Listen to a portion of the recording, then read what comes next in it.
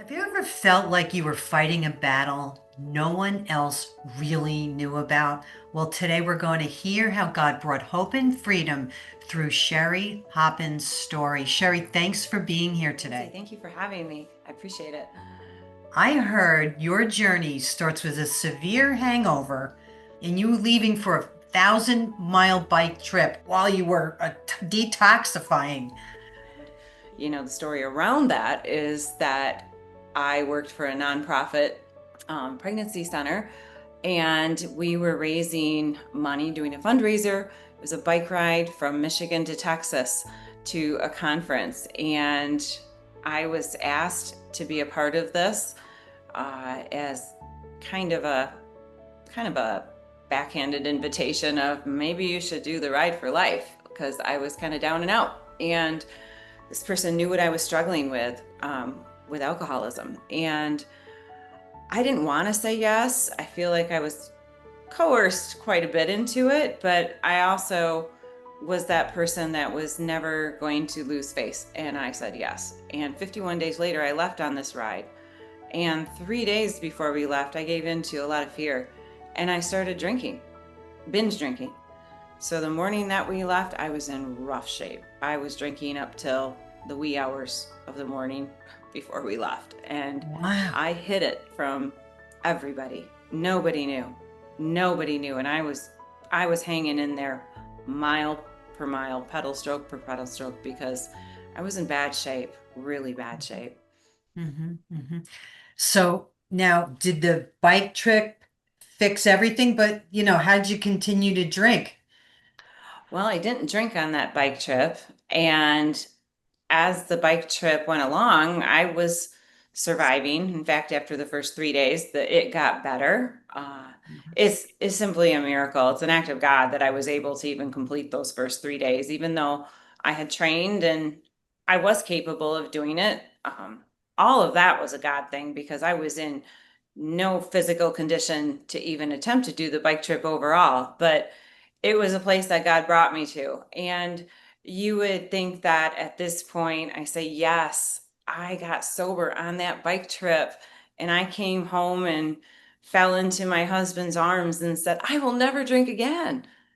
But the truth is that yes, I did not drink on that bike trip. There was no option to, nor did I want to, because on that bike trip, I was with these wonderful Christian people, and I was getting to know them and they were getting to know me. They knew nothing about what I was going through or about my past, and I could just be authentically me and real.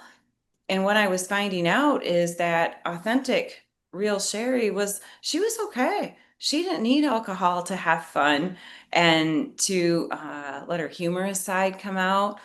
And I was enjoying myself, even though, don't get me wrong, 100 miles a day on a bike was hard. It was hard. It was uh, physically, emotionally, it was hard. But I was doing it sober. And every Mm, night I would lay in bed for the few minutes that I could stay awake and think, maybe I can stay sober. But I came home and it was a matter of a few hours after my husband had picked me up at the airport. I flew home. Everybody was so proud of me. I remember seeing my son and him saying, I'm so proud of you, Mom. And then my husband dropping me off and saying, I'm sure you're just wiped out. And I'm like, yes, I am so tired, which I was. But my husband left and I got in the car and I drove to the liquor store because I knew I wasn't done. And the fact of the matter is I came home and I did not have a plan. mhm, I wanted to quit. I wanted to stay sober, but I didn't know what that looked like. I only knew what that looked like to be on this bike trip sober. I didn't know mhm, what life looked like sober. And I didn't mhm, ask for help. mhm, I could have gotten help right then and there from my husband or from many people. mhm, And all I had to do was ask. But mhm. once again, I took it into my control and in my own strength and turned my back on almost 2 weeks of sobriety and went right back in. So when you went right back in, but let me ask you this question. You were going to church. Nobody even knew. You thought Yep. that, this was all, okay. So how did you hide all that? Well, I, I can't say that I thought it was all okay. I knew it wasn't okay until a certain point. There's a saying, it's not a problem until it is. And Mm, then when it is, it's too late. The old, you can't turn a butterfly back into a caterpillar. I drank socially for many years, with friends from church, not in a problematic way. And it was a slow ease into addiction mm, that I cannot pinpoint exactly why or when, except that I had this feeling that I liked it too much. And I remember asking my husband once, I said, "Do you ever think about," it was like a Wednesday, and I said, "Do you ever think about, like, I can't wait till the weekend and have a drink, because then I would have never thought about having a drink during the week." And he said, "No. Do you?" And I'm like, "Oh, of course not." But I had just started thinking about that, like, maybe I mhm, will. And so I got in the habit of having a glass of wine while I was making dinner. And I made it okay by quick pouring him a glass and, taking a drink that he would see. So he would think it was my first drink. So when my breath smelled like it, as I handed him his glass, things like that. But really, I was already 2 drinks in before he got home. This mhm, escalated so quickly mm, that in a matter of just, I think, about 3 years, I was drinking all the time. And I knew it was not okay, but yet I was functioning. I was working in a Christian not-for-profit pregnancy center. I was a choir leader to our children's choir at church. My husband was an elder at church. I mm, was, the football mom. I was everything. I was everything, but I was a fake. mm. And that's how I was doing life. And it felt awful. And I didn't know how to do life anymore without alcohol. And Yeah. there was a pretty steady, I like to say, a pretty steady IV of it in my system. I lost a lot of time and years and memories, that I will never get back because Mhm, of not having that clarity. And so I would sit in church and I would think, I am sure there is no other woman in this church that is doing what I'm doing. And I had so much shame over it, because shouldn't I have known better? I'm a Christian. Shouldn't God take this away? Or shouldn't have I asked God? And then believe me, I asked God a lot to take it away after the fact. But I would ask him and say, just take this away so I can go back to drinking like a normal person, or I'll just drink beer. I hate beer. So maybe that'll work if I just stick to something I don't like, or I'll just drink on the weekends, anything. But mm, everything had a condition around it. And mm. God doesn't like demands with conditions, as I No. would find out. But I didn't know how to fix it. So I just Yeah. became a better liar and became better at hiding. So I Yeah. didn't know what to do, and I didn't know who to confess it to. Mhm. Did your family know? My husband gradually knew how bad it was towards the last, probably, I'd say, year and a half, 2 years. Mhm, It became a push pull. He covered for me a lot because, quite honestly, I heard him say recently in an interview, he said, I didn't know what to do either. I had this desperation that maybe we could fix it. So now we're both holding on to this hope, that he's holding on to this hope to himself. Maybe she is going to get better. Maybe this is the time. And one time I did quit for 6 months, and another time for 9 months, mhm, but it didn't last. So he has false hope. He mhm, doesn't want the world to know any more than I do. You mm, know, um, as a man, he thought it looked like a failure on his part. Why mhm, isn't his wife happy? mhm, And I never thought about it from that angle at the time. This is years later. It's kind of the two of us. And I had some friends that were very suspicious and confronted me late in, the later years. And if you confronted me and tried to get in between me and my drinking, I really didn't have any use for you anymore. mhm, And I just moved on. If I was uncomfortable drinking around you, or you didn't drink, say you were a person that just didn't drink, person like I am now, I didn't like being around you. So mm. I moved on. I stayed with the drinking crowd. I'm most familiar with alcoholism, or alcohol use disorder, as it's more commonly called today. It's a very selfish place to be as well. It's all about you. and what makes you happy and what fits what you're doing. All sounds like sin, right?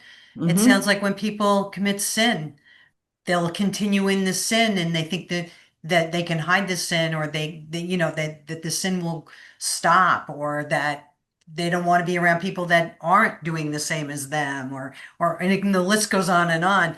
But here Hmm. you are, you're standing in the middle of this with your husband and your family, and then all of a sudden you make this decision to go and do this bike trip in your head, where you think, well, if I do the bike trip, this is going to stop me from doing it forever. And, what was your thought there? As I said, I thought it will get I actually thought it will get everybody off my back. It will show anybody who's just suspicious that I have a drinking problem that I don't, Yeah. that I'm fine. There's no way Sherry the alcoholic could do this bike trip.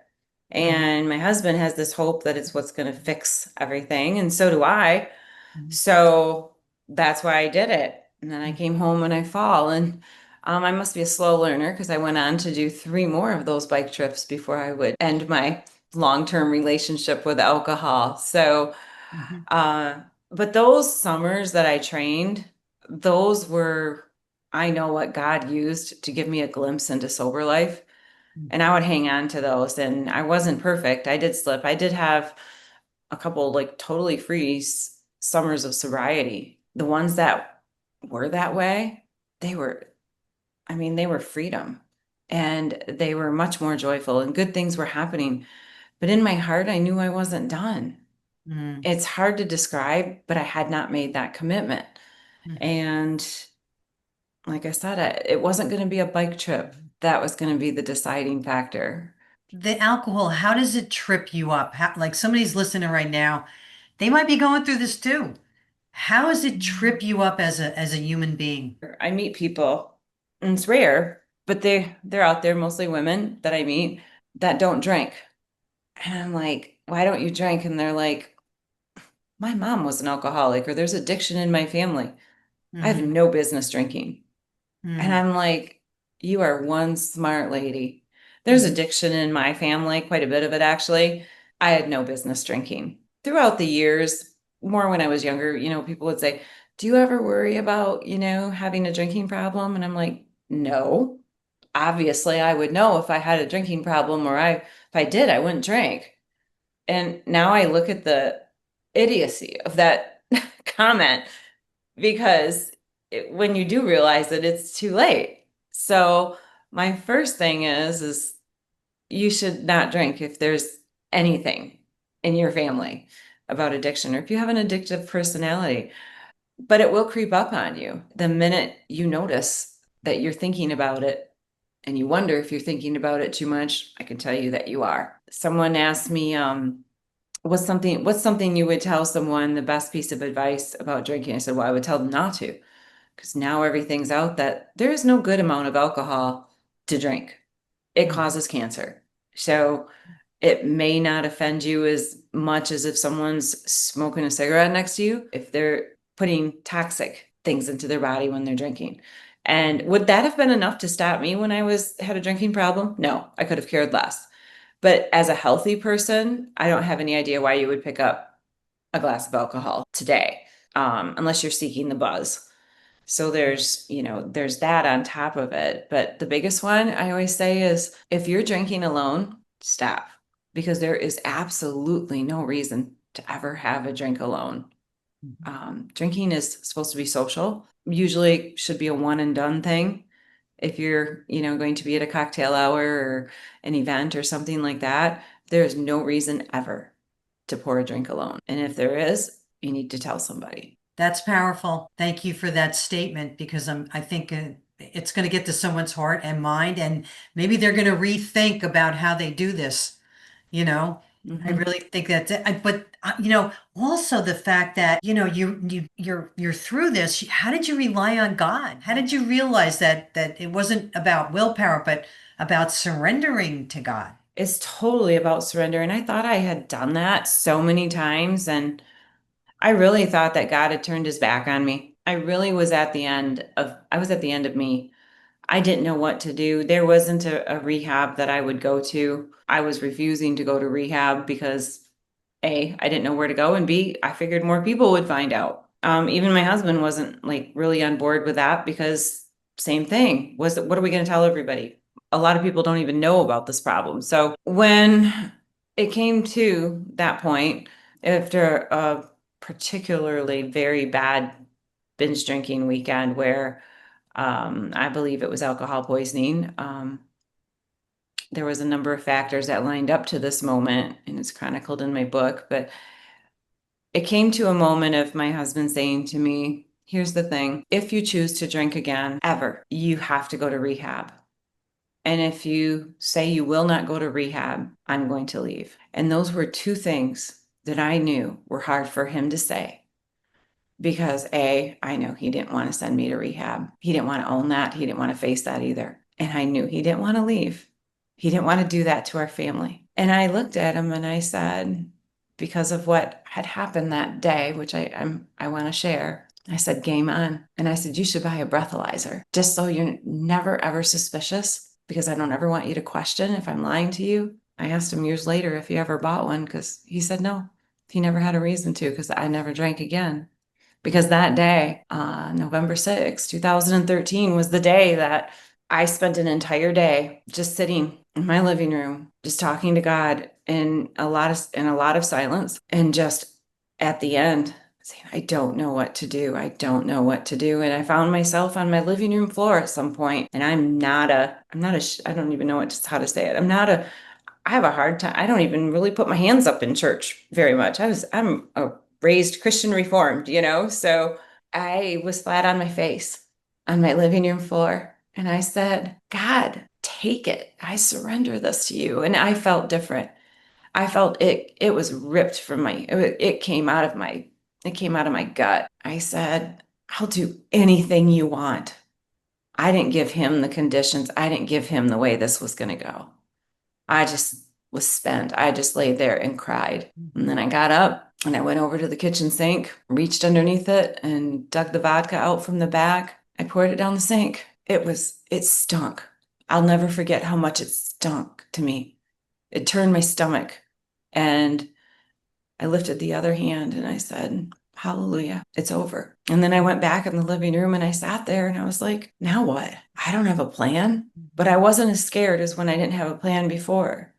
I felt a peace. I have a lot of women ask me, well, you're lucky. You just got it taken away from you. And I said, no, no, no, no. It was still hard. God expected me to do the work, but I was trusting that he was going to walk alongside me and he was going to take care of me. Yes, it was hard. Even though, yes, there was cravings. There was times that I say that I wish I could have drank, like the events and things like that, where I would think to myself, I wish I could drink.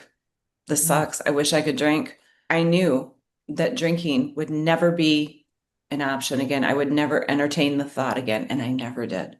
And to this day, I have not. And that's a miracle from someone that could not go a day without a water bottle full of vodka in her purse those last few years. That's a miracle. And if God can do it for me, when you're ready, if you're ready to give it all, he can do it for you too. He can do that for anybody.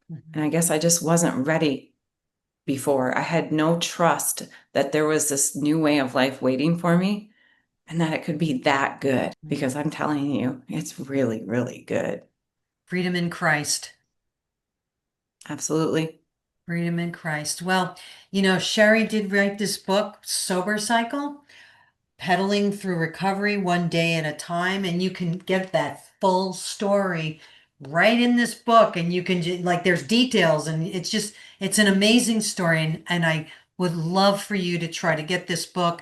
And how did your faith give you strength when everything felt impossible? My faith gave me strength because that's all I had. I felt like I'd lost everything, even though I still had my family. I mean, I wasn't homeless or anything like that, but I lost everything about who I was. To the outside world, it looked like I had it all, but inside there was nothing left. I didn't do anything for quite a while, and I was used to be Miss Social everything, and it was just me and God. And I remember that I chose a book off my shelf. It was What on Earth Am I Here For by Rick Warren. And I just did a lot of work out of that book for a couple months, trying to find my place back. And After a while, I was asked to start talking about what had happened, and I was never so scared to talk about something in my life. But I couldn't find women that were in my shoes. I could find a lot of women that weren't talking about their faith and their recovery. But to me, I wanted to talk about Jesus. I wanted to talk about what the Holy Spirit had done in me and my, that's the reason I'm sober. I realize there's some groups that you can talk about it, but I wanted to sit down over a cup of coffee with another woman, say, did this happen to you? How are you walking with, and I couldn't find her. And I felt God saying, you're going to have to go find him. So I started a ministry called She Surrenders, totally a leap of faith, talk about faith. And I wrote a little blog I hope no one would ever read, and someone read it. And a couple other people did. And I was asked to speak about my story at a church. I did it. And I've never been so scared to do something in my life. And I cried all the way home because I thought it's out. It's out in this community. Everybody's going to know. But when I got home, I had an email from a woman and said, me too. She wasn't alone anymore, neither was I. So it was worth it. And from there, the She Surrenders ministry kind of took off, and now there's a community, and it's still going. She Surrenders is a ministry for women of faith and recovery. That's where my faith took me. My faith has brought me to where I am today. My faith is what rebuilt my family and my life. My life is built around recovery. Sometimes we don't think our career path is quite what it's going to be, but God chose that for me, and I'm grateful. There used to be there was a man in one of the AA meetings I went to early on, and I did go to a few AA meetings, and I loved listening to some of the old timers, and he would end with, and today I'm grateful to be an alcoholic. And in my head, I'm like, you're a liar. It was before I was sober for the last time too, so I was still kind of actively drinking, and I think to myself, you're lying. Who is grateful for this? That's crazy. And then later on, I found myself saying, I'm so grateful. I'm sorry for the hurt that it's caused. Always will be, but I'm beyond grateful because it's made me who I am today. Yeah. And I don't like to think about who I was. You have this ministry and you're talking about it. Let the audience know, is it a ministry that, anybody from anywhere could be part of or get help or information or anything like that? Yeah, so shesurrenders.com. It's a website. There's a forum on there that you can talk with other women. That's called the Surrender Collective. We have a Monday night meeting called Joyful Surrender. So that's kind of the active part. There's over 250 blogs on there. I haven't blogged recently, but there is a lot of information on there. She Surrenders, and also I do a lot on social media, Facebook, Instagram. She Surrenders. Sherry is the name on Instagram. And I try to just be inspiring and give good advice, and only advice that worked for me. And it's always linked to my faith. A couple of years ago, as I talked about rehab a lot, and that we did not find a rehab that we would have chosen for me. We couldn't find one that was around here or that was faith-based. For me or another family member later on. And there was a day where God put it on both my husband and I's heart that we need to start one. And in the same way that God said to me, you're going to need to find him, when I was looking for women to talk to. So we said, kind of like, okay, well, we're not just going to go out and start building one, but if you show us, we're going to be obedient. And it was a very short matter of time before he did. And this amazing property came up for sale that was just a few miles from our home, actually. And I saw it and I was like, oh, there it is. There it is. And that was 2.5 years ago. And so last spring, we opened up Selah House Recovery in Michigan, Western Michigan here, faith-based 30-day residence for women to overcome addiction. This is a Christ-centered recovery. We teach you to fall back in love with what God can do in your life, to release yourself from the shame, to walk new into life and be your authentic self. It's incredible to see. It doesn't need to take a couple years like it did me walking alone. And that's my biggest desire is, let's do this a lot faster, because you have life to live. You have work to do. You have family to be with. And it's just been amazing to watch. What would you like to leave my audience with today? My favorite verse, and I discovered it when I was newly sober reading What on Earth Am I Here For? And it was the Message version of Ephesians 3:20, which has some, I can't quote it verbatim, but it says, isn't it wonderful all these things that God has brought you to? It goes on, like there's big things coming, more than you could ever dream about. And later on, I had looked it up and it's, God will do more than you could ever ask or imagine. He restored my marriage. And I thought, this must be it. The more than I could have ever asked or imagined. And then our youngest daughter was the last one to get me. She got married while I was sober. And it was an incredible day. And I was like, this must be it, more than you could ask or imagine. And then my first grandchild was born. I'm like, no, that's it. And then the ministry, and then Selah House. I'm like, it's not going to end. Life is full of more than you could ever ask or imagine. So if you ever wonder if the Bible is truth, I'm going to point you to that verse. And you don't get to pick and choose what's truth in the Bible because the entire Bible is. But that verse is my favorite. What's one more step you'll take right now to lean on God's grace? And don't forget to like, subscribe, and share. For more Christ-centered conversations, visit the website, thecallwithNancySabato.com. Until next time, all glory and honor to King Jesus.